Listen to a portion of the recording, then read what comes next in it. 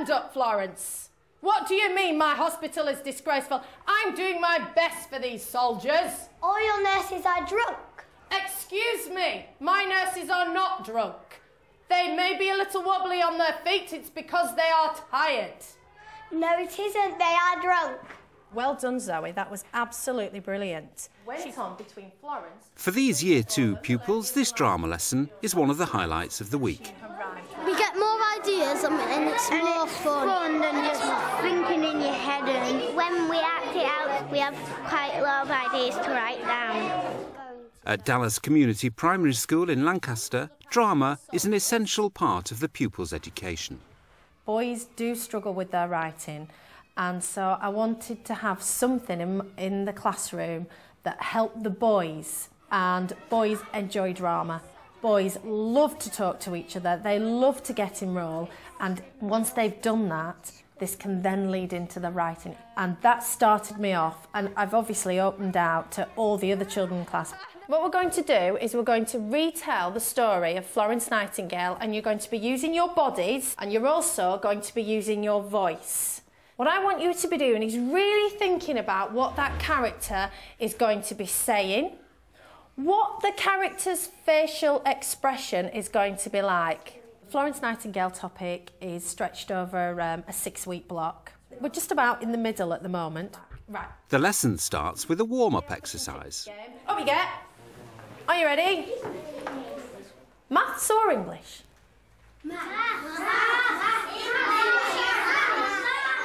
Warm-up games are really important because you can't just move into, right, we're going to recreate the role of Florence Nightingale, off you go. You need to set them up to get the children thinking, what do I need to do, where do I need to go, talking to each other. Do we need to scream at each other? No! Right, that's what we're doing. We need to think about our communication. I'm glad we've had this warm-up game, because the communication I'm talking about in our drama lesson is not shouting at each other. So we'll have one more go, and we will really think about communication. Blue school jumper, green school jumper.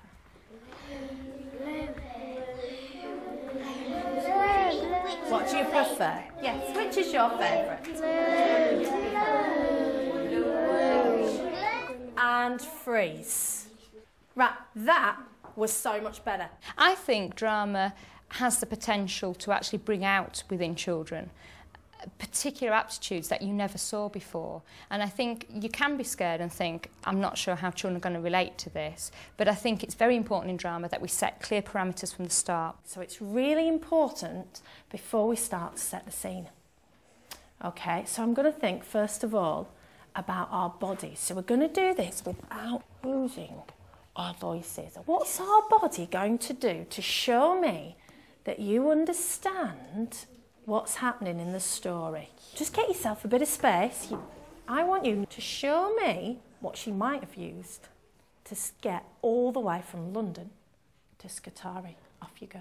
I think it's important that the children learn about the facts in history before they can begin to reenact any roles. The children need to have a really good understanding of who Florence was and what she did before that they can recreate the role of being Florence. I would like you to think about her coming across the sea. What form of transport and what was she doing? You don't just need to be the vehicle. You can be whatever. Set the scene. Use your bodies. Bobby, can you just show me what you were doing? Can you tell me what you're doing, Bobby? Pulling the mast up. Why are you doing that, Bobby? So we can go faster. Why would that make us go faster? Because the wind would catch it and move us. Absolutely brilliant. Nell, now then, Nell, can you tell me? I'm being sick. Oh, you were being sick, weren't you? Can you tell me why you're being sick? Because the sea gets a bit rough. Can you tell me who you are? Are you Florence Nightingale? Did she get sick while she was in Scutari, Nell? Yeah. She did, didn't she?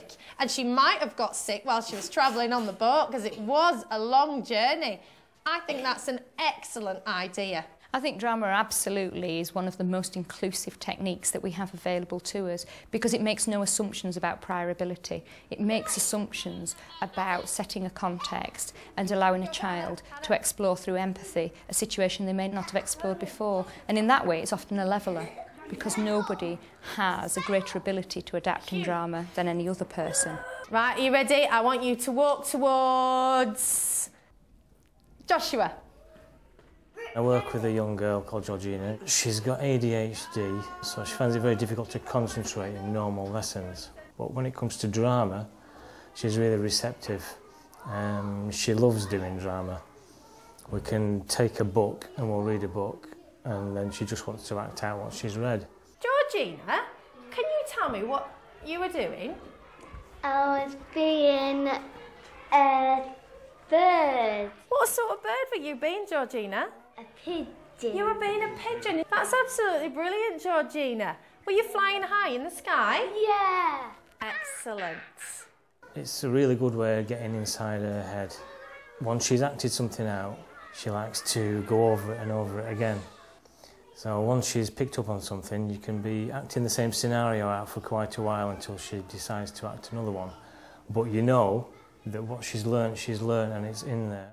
So what I'm going to do now is I'm going to split you into groups and you're going to retell the different parts of the story in your group.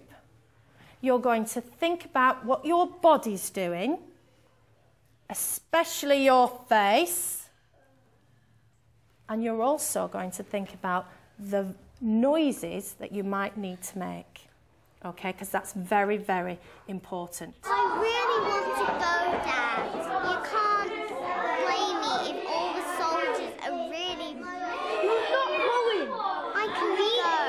The soldiers are all dying.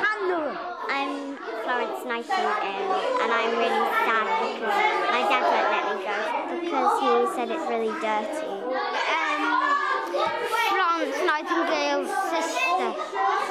I think she could go, but she would have to look after them. I think she's not allowed to go because there's rats and mouses and spiders, and you don't want her to get dirty. What was happening on that battlefield, Ronan? Dying. Soldiers were dying. Soldiers were fighting. I want to see that reenacted. I want to see the battlefield. I want to see what was happening there. I differentiate by walking round and questioning the children. So you're one of the soldiers, you're fighting in battle. Have I got in this scene any wounded soldiers? Do you maybe want to think about maybe one of you reenacting a wounded soldier, and how would you get him off that battlefield? Can we think about that as well? Thank you very much, sir. It's good to be in a team because we speak to each other and we all get ideas. I got an idea to lie against the wall and you got an idea to lie on people. So we worked as a team. Can we all just turn your head and look at this group here?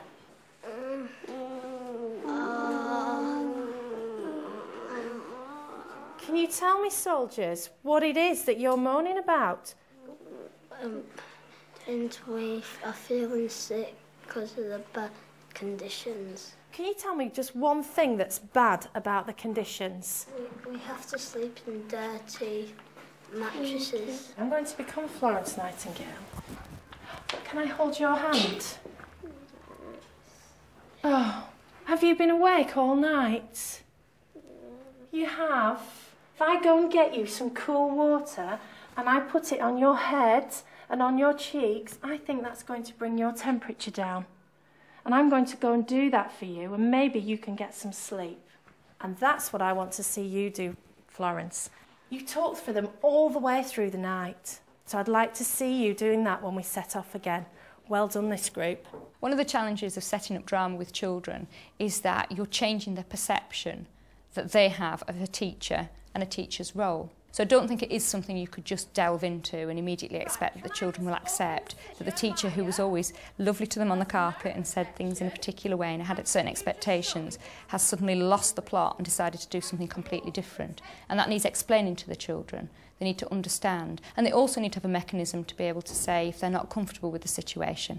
And I think as long as those parameters are set, then it works well. I think that face is fantastic. Why have you got that face?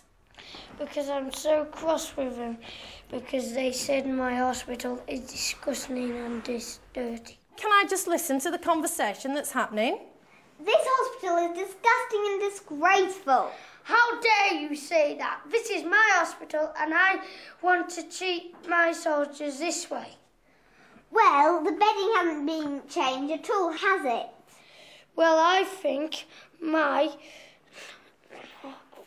That's okay, that's okay, keep going. You think your soldiers are what? Do you think that you've treated them well? You tell her that, you tell Florence that. How dare she come to your hospital? How dare you come to my hospital? You should go straight back where you come from. Those children who are a little bit intimidated, I do a lot more thought tracking while the other children are experimenting together so that they feel they are performing to me but not necessarily performing to the rest of the class.